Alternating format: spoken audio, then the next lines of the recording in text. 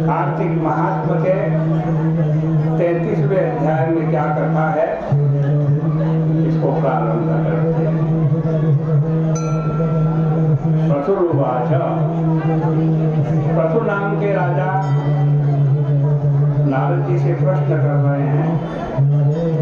विदं वद महाभाग कार्तिकोद्यापनस्य च स्वामृतेऽहं तवावृच्छे सर्वज्ञस्त्वं वतो यतः। हे नारद जी, कार्तिक महीने के उद्यापन की विधि बताइए। आपको छोड़कर हम किससे पूछें, क्योंकि आप सर्वज्ञ हैं।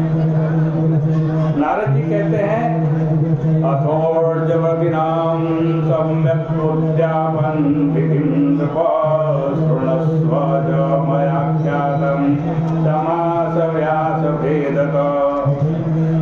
नारद जी कह रहे हैं कि हे राजन, कार्तिक महीने की व्रत की जो उद्यापन विधि है उसको श्रवण करो। कार्तिक महीने में शुक्ल पक्ष में चतुर्दशी को व्रत की संपूर्णता के लिए उद्यापन करें। तुलसी के ऊपर मंडप बना, तोरण युक्त द्वार पुष्पादि से सुशोभित कर, द्वारों में मिट्टी के द्वारपाल बनाकर उनका पूजन कर, द्वारपालों के नाम रखे पुण्यशील, सुशील, जय, विजय। तुलसी के मूल देश में 4 रंगों से शोभा युक्त मनोहर ब्राह्मणों के द्वारा सर्वतोभद्र बना, उसमें आज उसके पास पंचरत्न युक्त कलश स्थापित कर, फिर षष्ठी वाचन करके गणेश आदि का पूजन कर, महाशंख चक्र गदा धारण किए हुए रेशमी पीत वस्त्र युक्त लक्ष्मी नारायण का पूजन करे। व्रत करने वाला मंडप में इंद्रादि लोकपालों का पूजन करे। भगवान द्वादशी को जागे थे, त्रयोदशी को देवताओं ने भगवान की स्तुति की थी, चतुर्दशी को देखे गए थे भगवान, इसलिए चतुर्दशी को उद्यापन करना चाहिए। गुरु की आज्ञा से स्वर्ण की विष्णु जी की मूर्ति बनाकर षोडशोपचार से पूजन करें, फिर सैया दान करें। सैया सोने की अथवा चांदी की या यथाशक्ति रंग युक्त हो, रेशम के सूत्र से सिली भी हो अथवा सूत्र से उसके ऊपर रुई युक्त बिछोना बिछावें। सफेद वस्त्र, तकिया, दुपट्टा, खड़ाऊं, छत्र, दीप, बड़ा शीशा, कंघी, अंजन, सलाका, ब्रुश, कैंची, छुरा, मोली, सिंदूर, कुमकुम, लौंग, इलायची, कस्तूरी, गौरोचन, काजल, लाल बिंदी, सुगंधित पान का बीड़ा, माला और अपने को जो वस्तु प्रिय हो, भक्ष्य भोज्य, ये सभी सैया के अंग हैं। कार्तिक मास में राधा दामोदर के नाम से सैया दान और कुछ दान करें। कार्तिक मास में विष्णु जी का नाम राधा दामोदर है, उनकी प्रीति के लिए दान करें। फिर स्त्री युक्त ब्राह्मण का वस्त्र आभूषण से पूजन करें। दुपट्टा, कंचुकी, नीचे का वस्त्र, चप्पल स्त्री को दें। पगड़ी, कोट, अच्छा दुपट्टा, रेशम व ऊन की धोती, पांव का जोड़ा पुरुष को दें।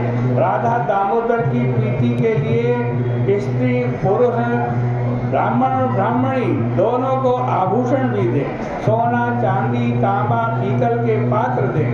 फिर भीषम पंचक की समाप्ति के लिए चांदी के दीप में सोने की बत्ती लगा करके दान करें। फिर मंत्र पढ़ें।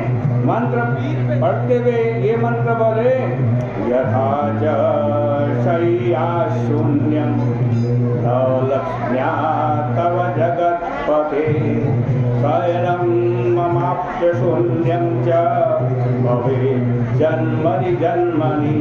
जैसे लक्ष्मी नारायण की सैया कभी शून्य नहीं रहती, उसी तरह मेरी भी सैया जन्म जन्म में शून्य अतो देवा इदम विष्णु विचक्रमे, इन मंत्रों से तिल खीर से हवन करे। विष्णु जी की प्रसन्नता के लिए देवताओं का हवन करे।